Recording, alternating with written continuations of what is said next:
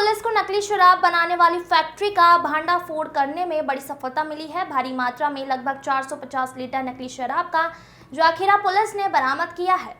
गातापार थाना क्षेत्र के ग्राम बुढ़ीपार में एक घर में नकली शराब बनाए जाने की सूचना मिली थी, जिस पर कार्रवाई करते हुए थाना गातापार और साइबर सेल खैरागढ़ ने एसपी त्रिलोक बंसल के नेतृत्व में बुढ़ीपार के लालमाटी गांव में दबिश दी। मौके पर पुलिस को भारी मात्रा में नकली शराब, खाली बोतल, फर्जी लेबल और फर्जी होलोग्राम सहित बड़ी मात्रा में स्क्रिप्ट मिला है।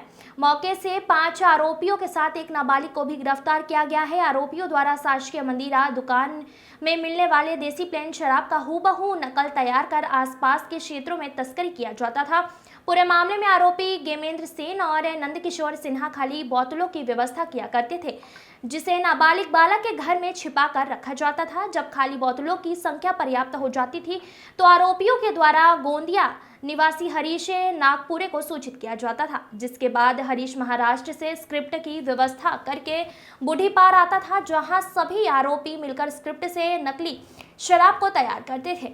खाली बोतलों में स्टिकर, होलोग्राम और ढक्कन की हूबहू नकल की जिम्मेदारी 5वें आरोपी घनश्याम सिंह राजपूत पर थी। देशी प्लेन मदिरा तैयार होने के बाद सभी आरोपी मिलकर सप्लाई करके उसे अर्जित पैसों को आपस में बांट लेते थे। फिलहाल पुलिस ने 5 आरोपियों सहित एक नाबालिग को गिरफ्तार कर लिया है। एसपी त्रिलोक बंसल ने बताया कि नकली शराब बनाने में लेबल और होलोग्राम की व्यवस्था में और लोग भी हो सकते हैं, जिसकी जांच जारी है। आगे पुलिस और भी बड़े खुलासे कर सकती है। Bureau report.